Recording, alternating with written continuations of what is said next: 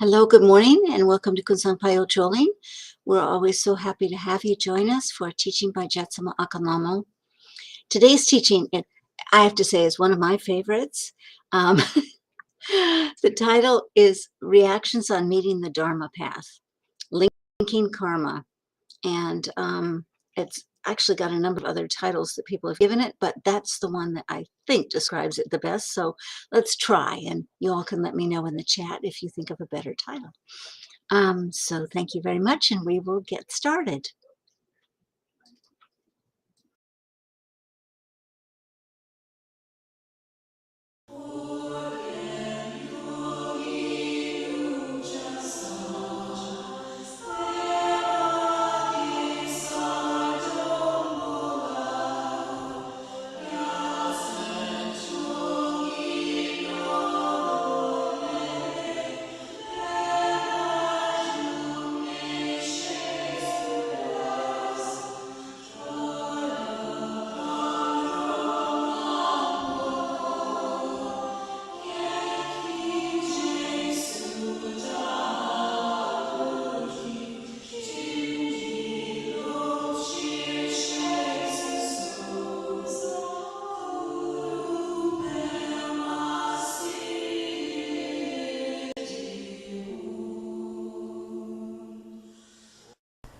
There is no time in our practice when we do not need to make wishing prayers and gather merit and virtue.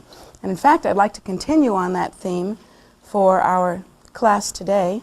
The obstacles that we find in our lives, the ones that are dreadful to us, that prevent us from really continuing on the path, these are usually due to a lack of merit and the lack of focus that we sometimes feel when we go dry in our practice and aren't really able to continue, aren't really able to stay on point, is generally due to our lack of having really formulated our goals through making wishing prayers.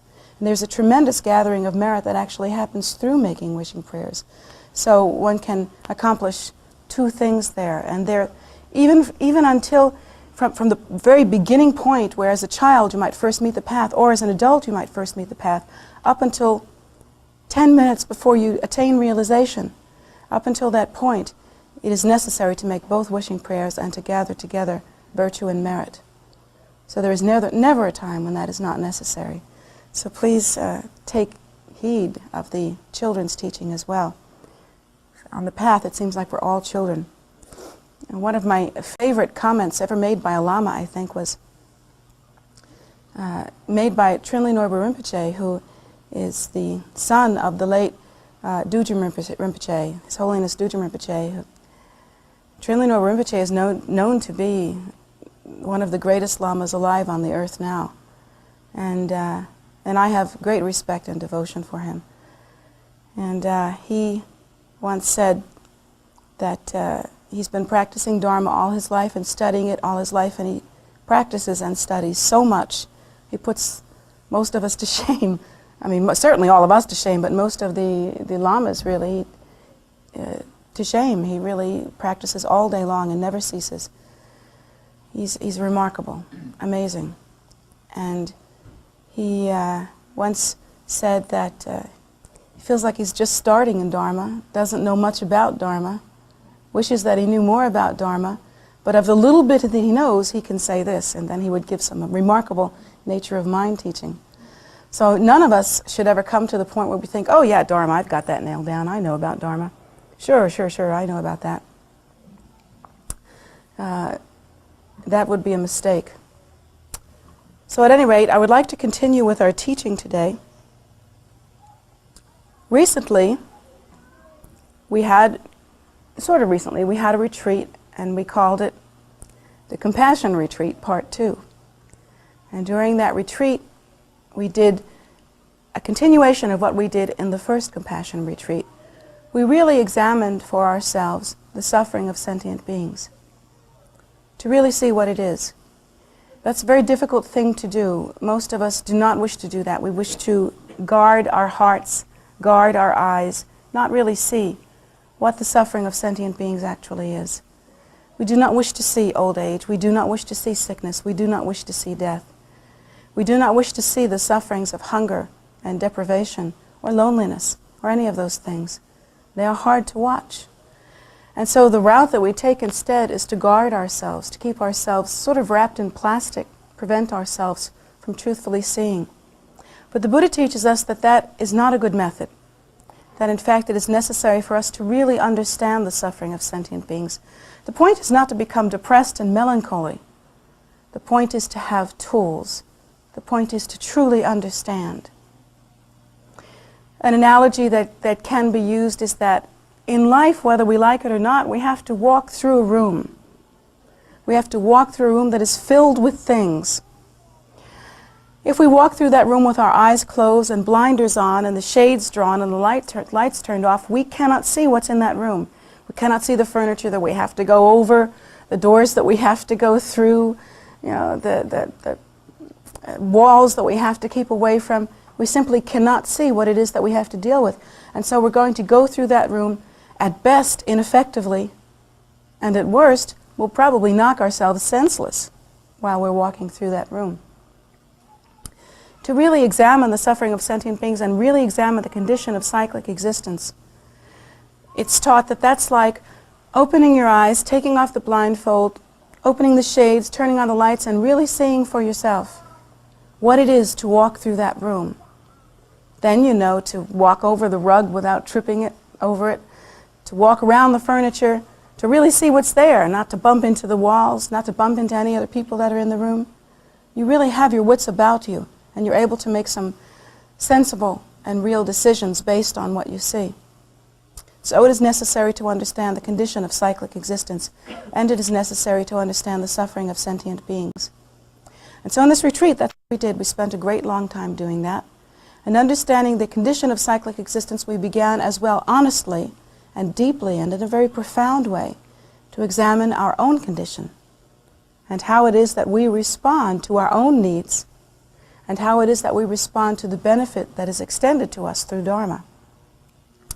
And we began to also uncover for ourselves, discover for ourselves how we might be able to respond. Part of the retreat, especially this last retreat, was learning to respond effectively. For instance, if we were to see the suffering of sentient beings, it isn't enough just to see it.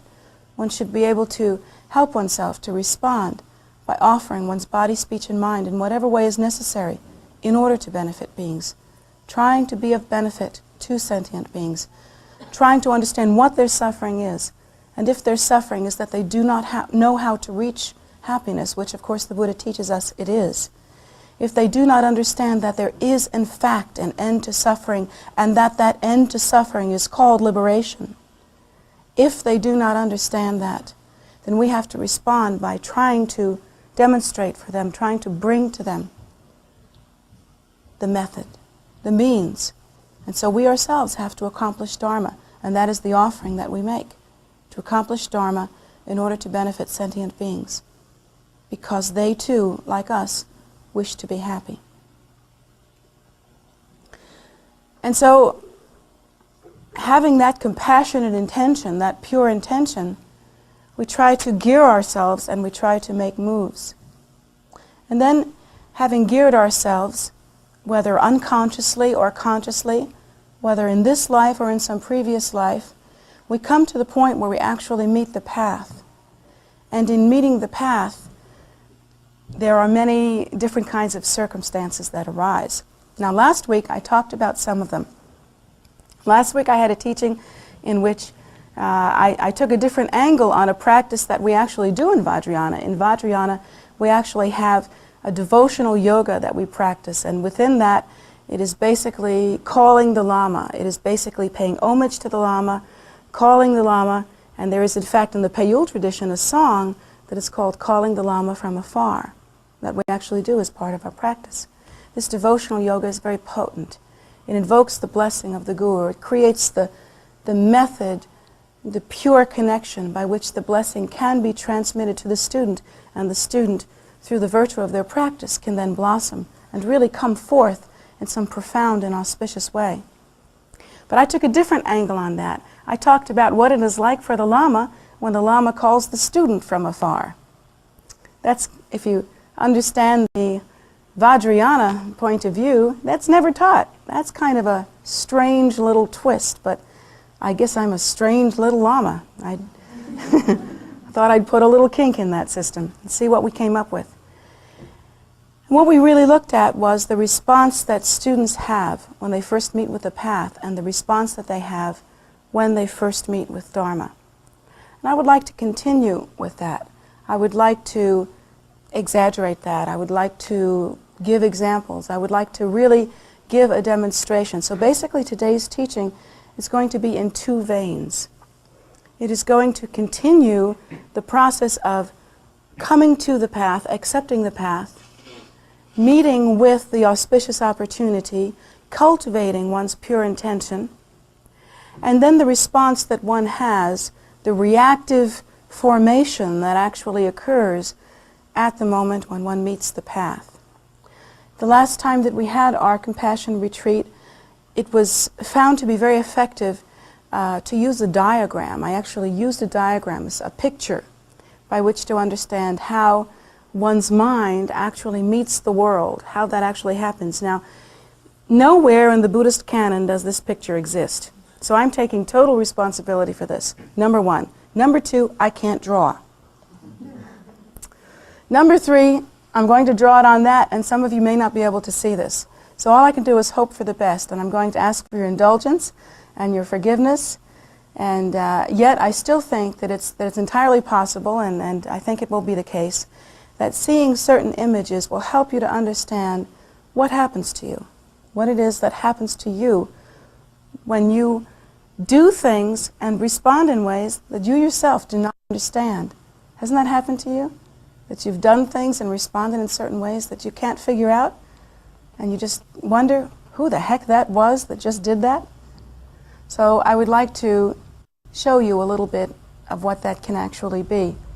And I want you to think of this in the same vein as thinking of yourself approaching the path and thinking of the responses that you have had as you approach the path. Now, you shouldn't think that because I'm talking in that way that I'm only talking to people who are just now beginning to practice Vajrayana or people who are just now beginning to practice a spiritual path. That's not true, because every time you make new contact within your heart and within your mind, and every time you come to a new level of depth, you are meeting the path anew. And so that moment continues. It continues every day of your life as a Dharma practitioner. So what is that moment? Mechanically, what does it actually look like? That's what we'd like to examine.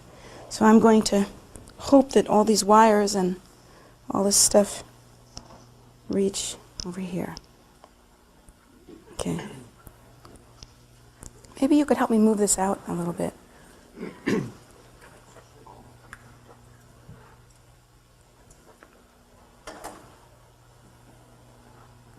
Okay. So you may need to, I don't know what you need to do. Well, you've seen the picture before. Maybe it's okay if you don't do this. Okay. Please remember, I am not an artist. That was a heck of a first start, wasn't it? That's good. Potential there. Okay. So I want you to think of yourselves as ordinary sentient beings, and I want you to think of where you are at this present moment. In a sense, you are at a crossroads of a time and space grid. Isn't that true? You're in this time, and you can think of maybe a timeline, and you can think of space as being, in a sense, a space line, because it is possible to move through time and it is possible to move through space. And there is a moment that each one of us considers the now moment, and that now moment is like an intersection of time and space and awareness. So it's a multi-level coming together, and you should think of this present moment as that. The difficulty is that we fall asleep, don't we? We kind of fall asleep, not in terms of, like that, really falling asleep, but in terms of having our consciousness or our awareness or our attention more or less going underground. We think, I'm this person and I'm in this body and now I want to eat and now I want to sleep, and you sort of move through your lives in a very accepting and not dynamic way, thinking of taking everything at a very superficial face value. And I want you to change that habit, just at least, if you can manage it forever, that would be nice, but at least for this present moment, change the habit of doing that and actually register that you are at an intersection and that the point of power is the point of intersection. The point of power is right now. So think of yourself as being right here. This is you. In a sense, this is space, and in a sense, you might think of this as being timeline. Of course, timeline, according to the Buddha's teaching, didn't start this morning, and it didn't start when you were born either. According to the Buddha's teaching, that timeline, if you can imagine, it extends right across here. I'm not going to mark myself up because I might want to wear this again. And then goes all the way out that way and continues since beginningless time. Inconceivable timeline. According to the Buddha's teaching, we have been incarnate in one form or another, involved in cyclic existence, revolving in samsara since beginningless time. Beginningless time means just that. We do not have the capacity in our minds at this point to understand beginningless time. We can only understand a time. And if you give us a date, we can try to compute the reality of that date. But the Buddha teaches us that samsara is a circular kind of reality, and that we cannot actually conceive of that first time, when we first arrived at the conclusion or the assumption of self-nature as being inherently real. And that is the moment when, for us, samsara began. So we think of this time grid as being really endless. Since we're thinking of this as time and this as space, we have to try to understand the nature of karma, cause and effect, as it actually plays itself out. If we think that, according to the Buddha's teaching, there is cause and effect, and that what we are experiencing now in this time and space grid is actually due to some cause that was brought about somewhere in the past, then we have to think of seeds of cause and effect that are ripening now at this point. We also have to consider that not all seeds of cause and effect are ripening at this point, that some of them will ripen in the future. Well, that's logical if you think about it. If I say to you, let's say I go up to Shandor and I punch him in the nose. Well, Shandor, being a good student, probably won't punch me back. But there will be some repercussion to that. Perhaps in some future life he will. If not in some future life, then perhaps he'll go home and he'll think about the fact that I punched him in the nose, and he'll have some thoughts about that. And those thoughts will be like seeds, and the seeds will bear fruit. Either good fruit, if he's a good student, he'll think, maybe that was a wrathful display. Or if he's a bad student, or an intermediate student, he might think, I'd like to hit her back. So whatever it is that he thinks about, those thoughts will ripen, and they will ripen in some future time. So not all seeds ripen in the present moment. Where are those seeds? I don't see them. Do you see them floating around somewhere? Do you see seeds floating around? No, they're not floating around in any visible way that we can understand, but they actually, in a sense, are part of the fabric of the content of our mind streams. If we understand our mind streams to be a continuum that is based on understanding the time and space event, the crossroads, and understanding that that if we consider ourselves to be a self or an item, that we have to express a continuum in order for that self to actually exist. If there were no self, there would be no other. Self has to have a continuum to move through, or it cannot remain coherent. It cannot remain as it is. It would simply dissipate naturally if there were no sense of continuum. So the mind stream is actually expressed as a continuum, in a sense. And embedded within our mind stream, and let's say that this is past, just for the sake of convenience, This is a very bad way to think of things because it's just too superficial. But if you're going to have a picture, this is really the only one that works. Say that this is past. Okay, you know, time and space is, timeline's going all the way past there. Let's say this is space. So let's say, for convenience sake, that this, on this side of space, and continuing along on time, but on this side of space, is future. Can't print either, can I? But that this is the time and space grid. This is the moment of focus, the point of power. So the mind stream being expressed as continuum would contain within it all karmic potential. All karmic potential is contained within the mind stream. Where else would it be? Is my karmic potential contained within your mind stream? Is it in the forest? Is it in the ocean? Where is it? All karmic potential, of course, must be contained within the mind stream. In a sense, all the things that we have done, thought, all the reactions that we have had since time out of mind are contained in seed form within our mind stream. And I'm putting it on this side because we think of causes that have already been born as being in the past. So, now I'm making these little circles so big enough so that you can see them, but you must understand that if we're thinking of karmic potential, we have been involved in samsara since time out of mind. The thickness, the amount of karmic potential that is within our mind stream is unfathomable. It is unfathomable.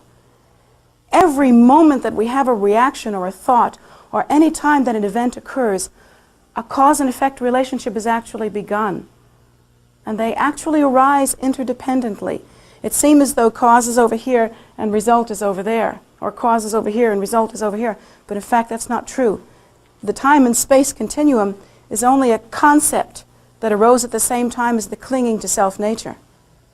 But in fact, they arise interdependently at the same moment. Cause and result arise at the same moment. Within our mind stream, there are tiny, like a little thought here, a little thought there, a little thought there, a little thought there, and it fills up as many dots in there as, you ever looked at newsprint? You know what newsprint looks like? It just consists of a bunch of dots, doesn't it? Have you ever seen that? Yes or no? Yeah. You've looked closely at news. I have to know if I'm registering here. Look at the newsprint and you can see that it just consists of dots. Well, it's like that in terms of the cause and effect ripening. But there are big things that you've done. Let's say you did something wonderful. Let's say you practiced in the past. That would be a great, big, wonderful thing. Let's say you killed somebody in the past. That's possible, you know. In fact, count on it. So that's a bad one. And we're going to color that one to indicate no good. This is bad. And let's say you helped somebody, but you did it with mixed motivation somewhere in the past, 10 lifetimes ago. So you helped somebody, that's good, but the motivation was mixed. So kind of like that. And let's say that you loved your mother, but you kind of hated her a little bit too. So there, it's like that. The experience that human beings can have is endless, alone. And what about all the other life forms that are contained within samsara? The Buddha teaches us that we have moved through so many different kinds of experiences. They are not only human. The Buddha teaches us that in cyclic existence there are 6 realms of experience, both form, and there are form and formless realms as well. And you should understand that we have moved through all kinds of different experiences according to the potential of our minds. There are tremendous, impactful things that we have done. Let's say in the past we have practiced Dharma, and let's say in the past that we have, what have we done? Let's say we built a stupa. How many of us here have built a stupa so far? No, nice students, don't even think about raising your hand. I meant those people. So build a stupa. Let's say we built a stupa. And that would be a huge, big, shiny, wonderful, beautiful, cause that is ripening in your mind stream even now. This, first of all, this board would be filled with seeds like that. Tiny, tiny ones, tiny little thoughts, little reactions, just little bitty things. And then big things you've done, big causes that you've actually brought about. But this board would have to continue since time out of mind. It would have to be a board like you wouldn't believe. It would have to be a board with no end for us to understand what this actually is. It's bigger than a bread box, and that's what I'm trying to explain here. When you consider the nature of a sentient being, we usually consider that nature in a very superficial way. We look at ourselves and we say, okay, let's pick on Shandor today. I'm Shandor. I have this particular characteristic. I'm like this. I usually react in this way. I look like this. I act like this. When someone does this to me, I feel like this. I felt like this yesterday. I'm going to feel like this tomorrow. Therefore, I'm Shandor. And it's actually like that. It's actually like that. We put ourselves we cultivate this habitual tendency, and we take from that habitual tendency what we think we are. And we really live with that. We hook into that. We breathe that. We live it. We eat it. We love it. We love it. We love it so much. It's inconceivable how much we love that. And we just slurp that stuff right up.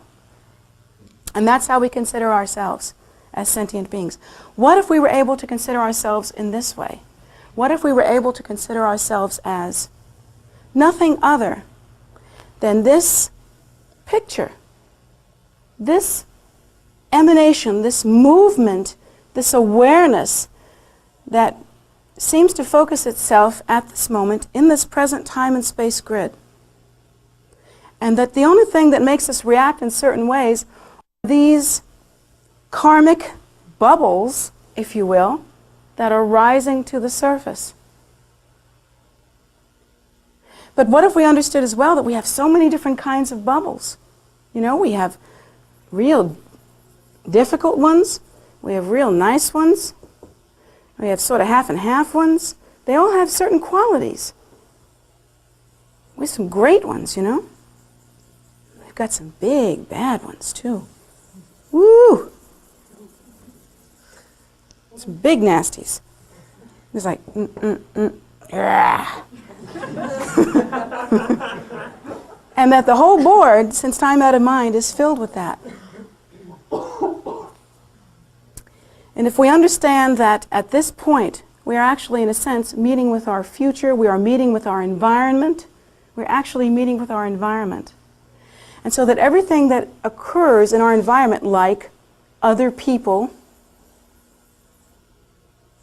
who are also moving along their own time and space grid, just in the same way, and who have, here I'm making two people facing each other nose to nose, if you let me do this in a particular and peculiar right brain fashion. These people are meeting each other nose to nose, and let's say this person has the same stuff going on as this one, which they do.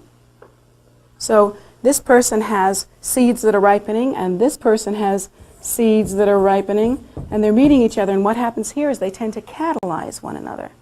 They tend to catalyze through their union. And the union can be as casual as meeting someone in a grocery store. And the union can be as profound as meeting one's guru. Or as meeting one's life partner, or something like that. Of those kinds of meetings, the one with the most potency, actually, the one that can catalyze and has the potential to catalyze the most, is the meeting with one's guru. And the reason for that is that through the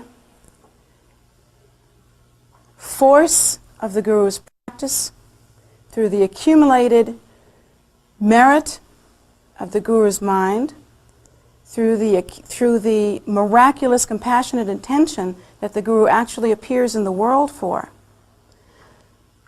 what one is meeting when one meets one's guru looks a lot like this. Big, pretty, white things. Shiny, sun-like, wonderful. Yum, yum, yum, yum, yum, yum, yum. Nice, nice, nice.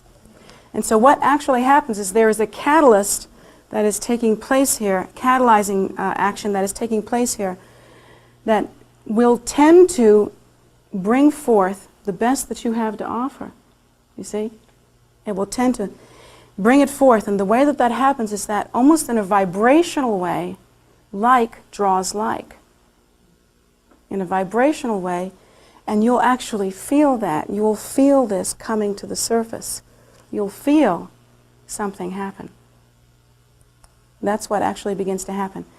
If back here in the South 40, you have the karma of practice, then meeting with your teacher is going to speed that ripening to the point where you can almost feel yourself quaking inside. Now, many students have actually had that experience and have felt like, what's going on back here? You know, what's happening to me? Wah!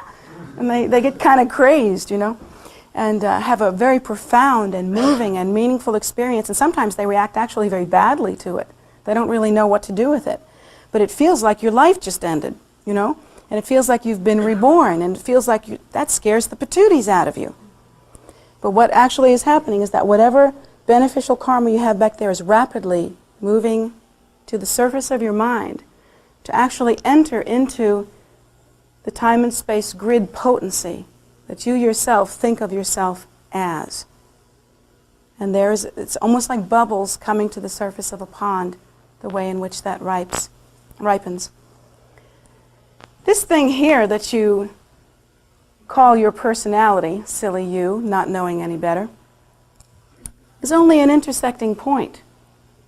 That personality has the capacity to change at any moment. And it changes no differently than the surface of a pond would change as the bubbles move to the surface of the pond. I mean, the pond has certain characteristics, of course. Being here in cyclic as human beings, we have certain characteristics. We're not going to grow another arm, you know, or grow another head out the side of our head that we have. There are certain characteristics that will remain due to the fact that we are in a communal or collective time and space experience. But there's no limit to what can happen at this moment. And I've seen it go both ways, haven't you? I certainly have. I've seen a student meet with the path and actually have a very difficult reaction to that. Now, what is that reaction based on? What is actually happening there? What's happening there is that perhaps in the past, and this is all it is, folks, all it is, what's happening in the past is that, let's say that student practiced. So they got a big, nice, shiny, bright thing, pure bubble coming to the surface of the pond that's going to ripen as the person meets their teacher and meets the path. Let's say in that past experience, that person practiced and maybe didn't keep their practice commitment very purely, didn't practice very purely, did not practice well or with concentration, or even practiced for the wrong reasons, or mixed in worldly concerns with spiritual ones, meaning to say they practiced so that they could be a good practitioner rather than practicing in a sincere and profound way. So let's say that while this is very good, it's mixed. Now what happens when the student meets with the path is one can never really predict how these bubbles are going to come to the surface of the pond. One can never really understand exactly how that's going to happen. It's really kind of unpredictable. The teacher with some skill can help with that. The teacher who really knows the student and can see what is ripening, what is coming to the surface of the student's mind, can be of some benefit, can really attempt, can try to draw certain things forward. And sometimes the ways of doing that are not easily understood. Like the teacher may show a wrathful display to purify this, you see? Or the teacher may show a very kind face, a very almost seductive, kind face, in order to turn this around and have it present in that way. There are many different things that can actually be done. But for the most part, this is very difficult to predict, and one can never know. Sometimes when the student meets the path, what can actually happen here is that this mixed karma will begin to ripen.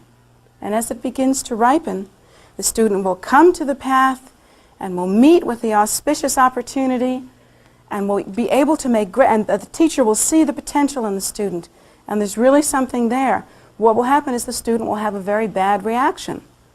Like the student will turn their face away and say, oh, I can't do this. No, it's not for me. I've got to walk away from this. Or the student will say, sometimes react with anger, as I was talking about last week, for no apparent reason. The student will meet with the path and suddenly have a spurt of angry days. You know, just some... And sometimes the student will feel a sense of grieving because they realize that they've just left a portion of their life and moved into a whole new experience within their lives. There can be some difficult things.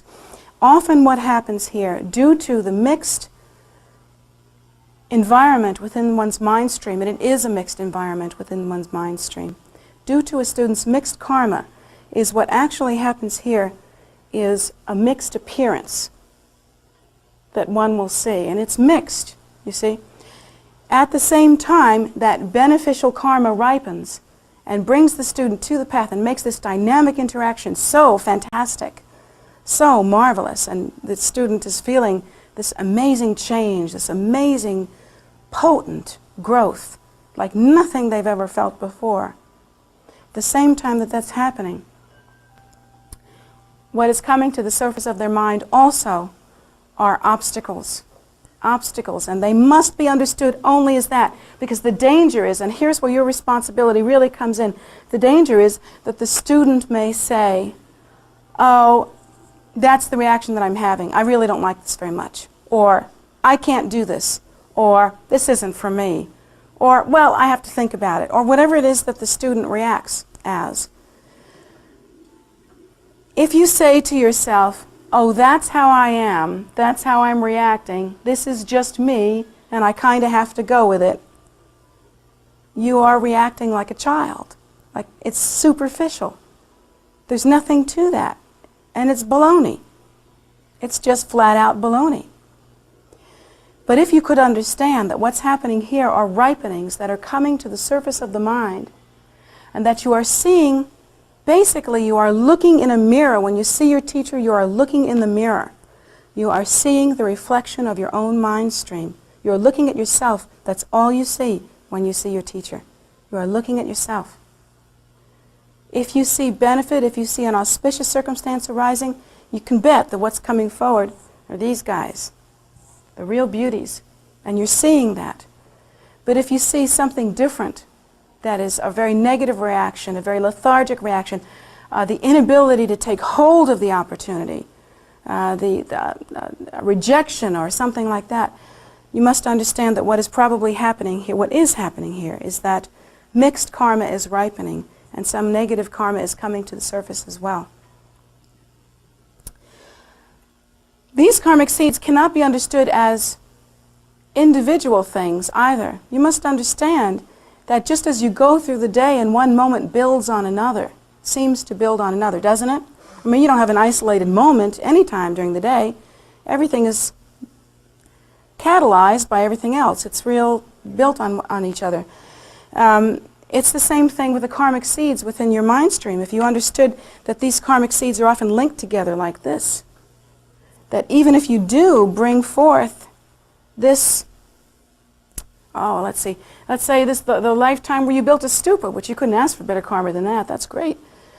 Let's say this is coming forth, this is being catalyzed and coming to the surface. But let's say in the same life, when you were younger, before you did that, you stole some money and you, I don't know, beat somebody up, and let's say before you got the big picture, you were real lusty and committed adultery and blah, blah, blah, whatever it is that you did. Drugs. I don't think they had drugs back then, did they? Well, anyway, I don't know, something. And all this stuff's tagged on there. It's actually connected. It's actually in that same experience, almost like linking karma. So as this comes forward, you're still going to feel some of that. There's no way to get around it. You're still going to feel some of that. Will you be smart enough? That's the question. To recognize that for what it is? Will you understand that what you're seeing is a reflection of your own mind stream? Will you be able to look at yourself and say, it will pass. It's all right. It's okay. No big deal. Like that. So important. That is so important. Will you be able to take responsibility for that and say, I'm seeing a reflection of my own mind. This lethargy that's coming up, this inability to act, this impotence, this anger, this bad reaction, this, well, I better think about this kind of reaction. You know that one, do you? Yeah. That one coming forward. Will you be able to look at that and say, that is simply bubbles rising to the surface. No big deal. You don't have to look at that and say, that's me. Because that's not you. These are simply the bubbles rising to the surface. They are simply something within your mind stream, embedded within this experience of continuum. But what are you? The Buddha teaches us that we have never had any taste of our own primordial wisdom nature. That in fact that is the truth of what we are. In our nature, we are the very Lord. In our nature, we are the primordial wisdom nature. We are uncontrived, pure luminosity. The same as Lord Buddha himself. In our nature, we are that very Lord. The all-pervasive, foundational Ah. That is our nature. Nothing other than that. But we can't see it because we mistake this for our nature. And we say, I am this, and I am that, and I am this, and I am that. And we get caught up. We've never tasted it.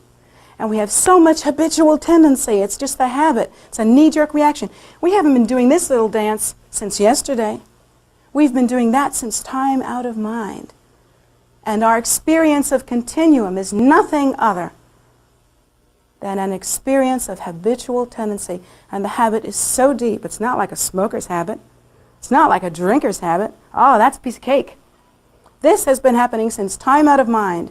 Immediately, we conceive of self-nature as being this. Immediately, we engage in reaction to other, which, from the point of view of the primordial nature, that is our true nature, in pure view, would not be possible. Would not be possible. So what happens to us is we meet with the path. And then, what? Do we just float away on our reactions? Or do we make hay while the sun shines? It's an old expression that my mother used to say. I don't know where she got that from. She was born in New York. Anyway, they don't have hay in New York. They have in New York.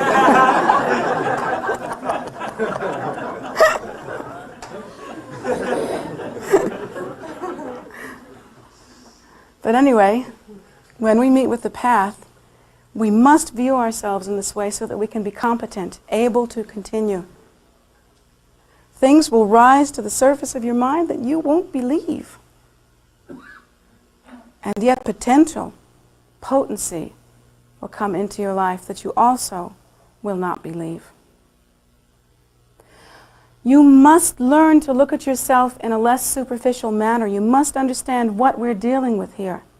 If you understand that this is what it is, you will understand that the point of power is yours, that you have the power to demonstrate change.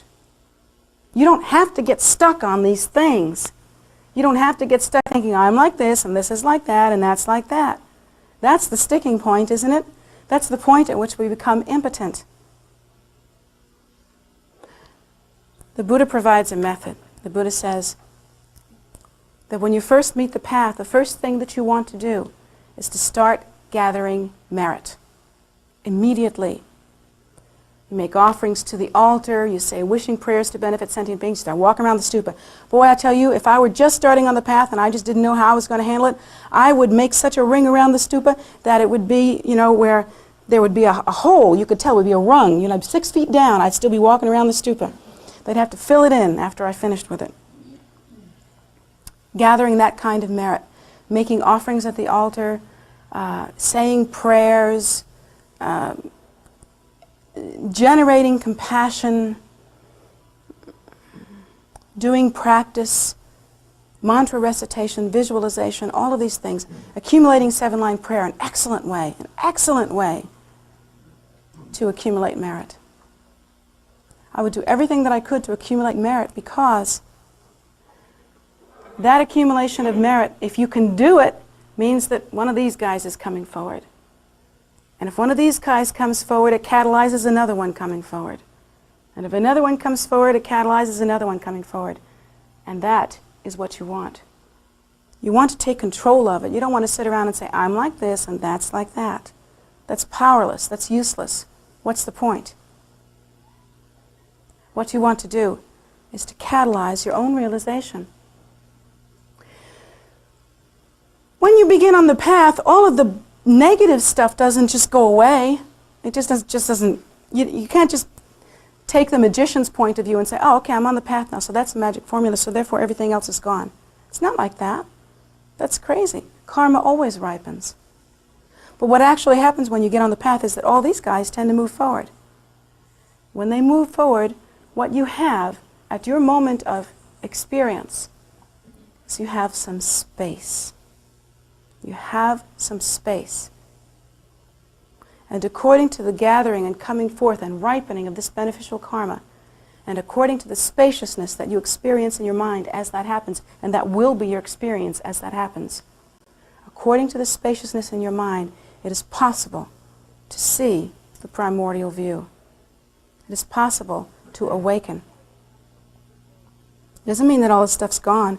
It means that you begin to understand the view that is demonstrated in the practice of Vajrayana, where, for instance, in the prayers of Vajrasattva, it is said, in a confession prayer particularly, that one realizes the non-duality of the confessor and that which is to be confessed.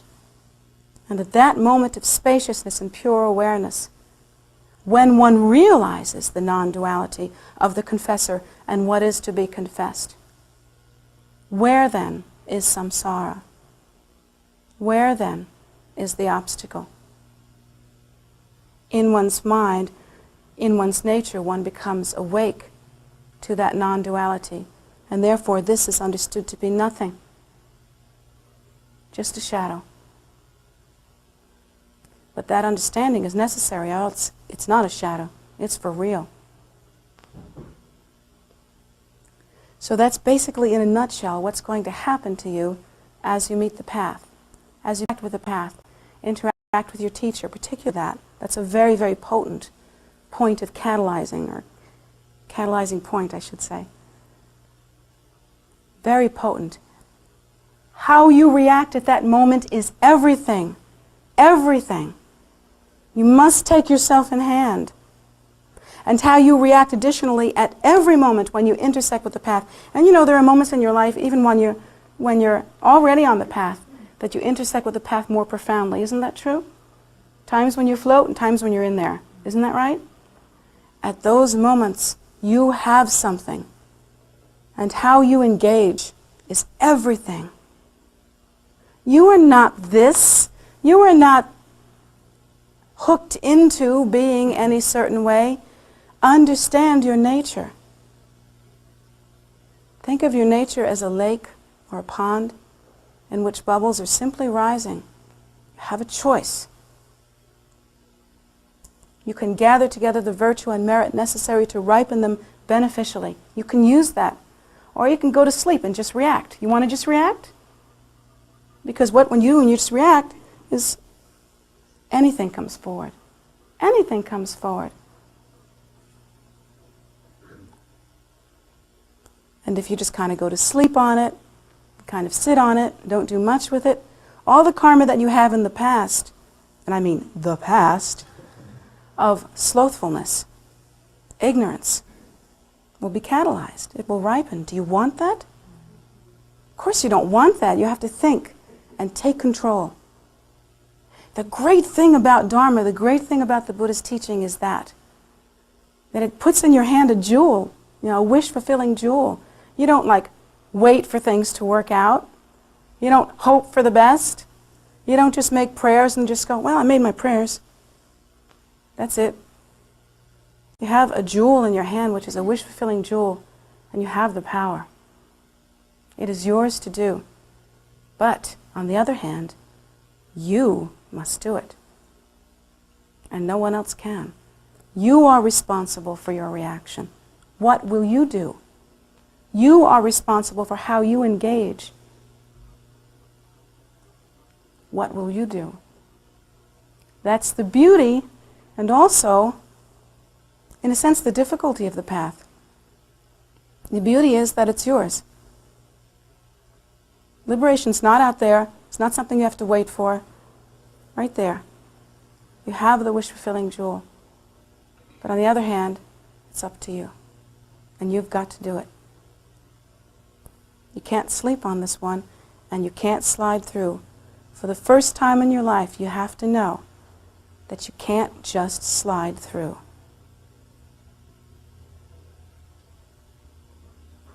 So pull yourself together, basically. It's just like I've said so many times before. On this path, the message is the ball is in your court. But it is in your court. That's never happened to you before. You've never had the option. You've always wanted to be happy, but you've never had the option to make happiness. You've never had the option of understanding its causes and how to make it happen. So the message that you first receive when you first move onto the path is, wake up! Thank you, he just jumped right up there. Wake up and love yourself. Take a hold of yourself like no one has ever done for you before. You do it because no one else can. So, I wanted to give this teaching in order to help us to really get ourselves geared up, but I also wanted to give this teaching because some of you, I've had a sense of new students coming to, I'm going to move over here, I think, of new students who are coming to the path now. Some of you are going to be students that really stick with it, that you're going to do something here. And so I'm speaking to those of you who know I'm speaking to you. Get the picture. Everything that you do now is important. This is your time. This is your time. So if you can hear that and feel it and really go with it, the blessings will be without end.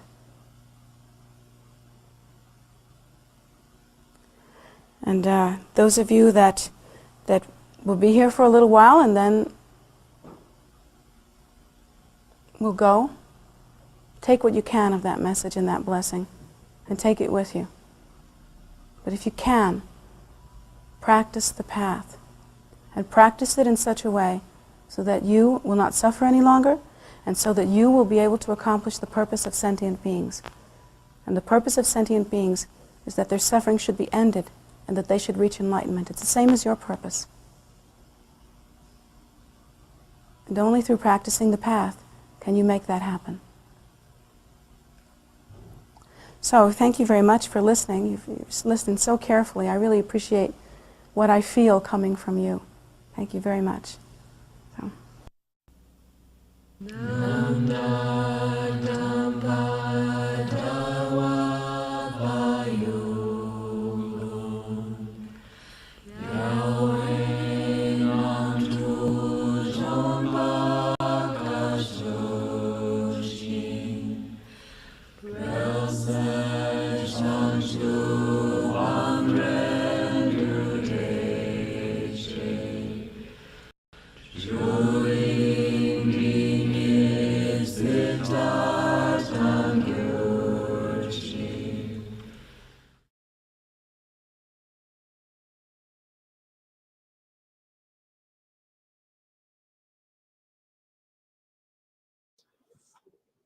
Thank you so much for joining us and listening to this teaching. I hope you enjoyed it as much as I do whenever I re-engage with it.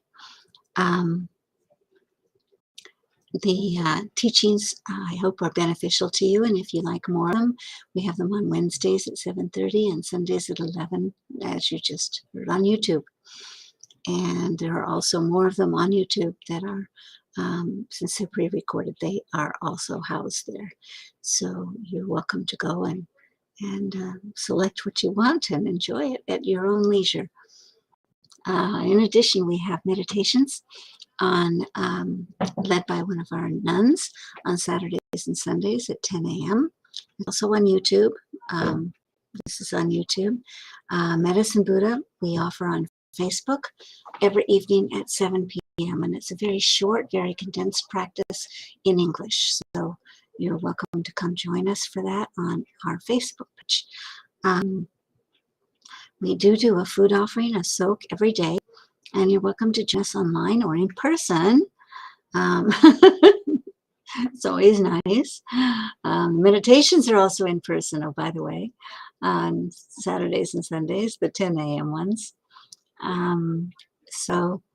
Because the prayer room is now open all day, 8 a.m. to 8 p.m., and so you're welcome to come and do as you wish in the prayer room. Make offerings, do your own prayers, or join us for a practice, whatever works for you. So let's see, the soak offerings, they're daily. They're usually at 5:30 on Monday through Friday. Thursdays are now at 5. Saturdays are at noon. Sundays are at 2, and it's a longer puja. The Sunday one is not on Zoom. These others are on Zoom and in person. Sundays is in person, and it's on Facebook if we can. It's live at the Guru Rinpoche statue, and we try to get it in on Facebook. And so when the internet gods favor us, we are on Facebook. So, join us there. You can find all of this on the calendar on Tara.org. If you go on Tara.org and you go across the top menu, Meditate, Pray, Study, you will find the KBC calendar, or just search calendar on there and click on it. And when you see an event that you want to join, click it to open it, and you'll find where it's going to be and how you get there, what any codes are you need, and also a link to download the practice. So hopefully you will feel nurtured and come and join us. Sundays, we also have a drum circle live at the Guru Rinpoche statue. So if you're in the area, come. We've been drumming for rain, which has been raining now. So maybe it's us, maybe it's the weather, maybe it's all of those things. But there is a drought around the world in various places, and we're trying to make sure that everyone has food to eat and water to nourish that food. So come join us. Come be with us. Join us online. If you want to make an offering to Jetsunma, having received a teaching from her, you can do that also on Facebook, on PayPal. So it's basically jetsumagift@gmail.com. So join us. Thank you. See you next time.